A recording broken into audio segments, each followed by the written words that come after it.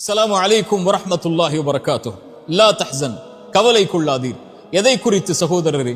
கடந்த காலத்தில் நடந்த நிகழ்வுகளை குறித்து. கடந்த காலத்தில் நடந்த பல நிகழ்வுகள் தான் இன்று நிகழ்காலத்தில் பலரை கவலையோடு எதிர்காலத்தை நோக்கி நகர விடாமல் தடுத்துக் கொண்டிருக்கிறது. கடந்த காலத்தில் நம்முடைய வாழ்க்கையில் எதுவும் நடந்திருக்கலாம். எத்தனையோ பாவங்களை நாம் செய்திருக்கலாம். எத்தனையோ உறவுகள் மரணத்தால் பிரிந்திருக்கலாம். எத்தனையோ உறவுகள் நாம் விரும்பி கைகூடாமல் இருக்கலாம். நோயால், செல்வ இழப்புகளால் நாம் சோதிக்கப்பட்டிருக்கலாம். இன்னும் எத்தனையோ சோதனைகளில் இருளால் நம்முடைய கடந்த காலம் முழுக்க சோதிக்கப்பட்டிருக்கலாம். ஆனால் ஒன்றை மனதில் பதிய வைத்துக் கொள்ளுங்கள், கடந்த காலத்தில் நடந்த எந்த நிகழ்வும் எதிர்காலத்தில் நடக்க இருப்பவற்றை பாதித்து விடாது. மீண்டும் சொல்கிறேன், இறைவன் எதிர்காலத்தில் வைத்திருக்கின்ற பொக்கிஷங்களை பெறுவதற்கு கடந்த காலத்தில் நடந்த எதுவும் தடையாக அமைந்து விடாது.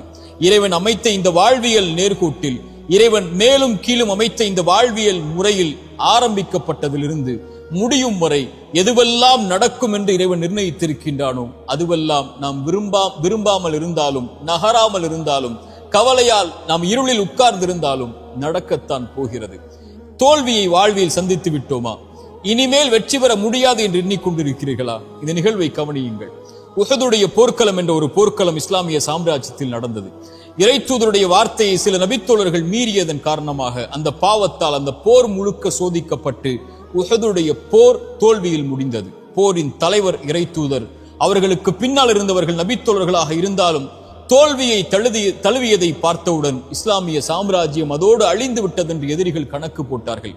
ஆனால் இறைவன் வசனம் இறக்கினான், வலா தஹினு வலா தஹ்சனு அன்துமுல் அலௌன இன் குன்தும் முஃமினீன். நீங்கள் கவலை கொள்ளாதீர்கள், பயம் கொள்ளாதீர்கள், இறை நம்பிக்கை கொண்டவர்களாக நீங்கள் இருக்கும் காலமெல்லாம் நீங்கள் தான் உயர்ந்தவர்கள் என்று.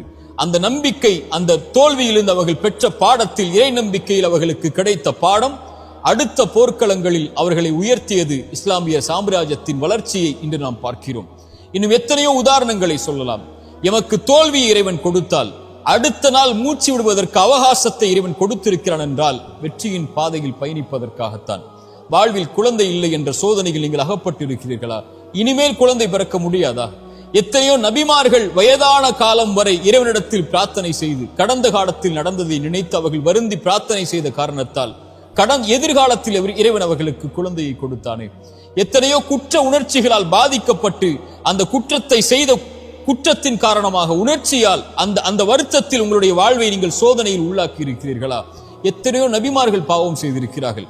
ஆதம் பாவம் செய்தார் அலைஹிஸ்ஸலாம். இறைவனை அழைத்தார், அநீதம் செய்து விட்டேன் யா அல்லாஹ், என்னை மன்னித்து விடு என்றார். மன்னித்தான் இறைவன்.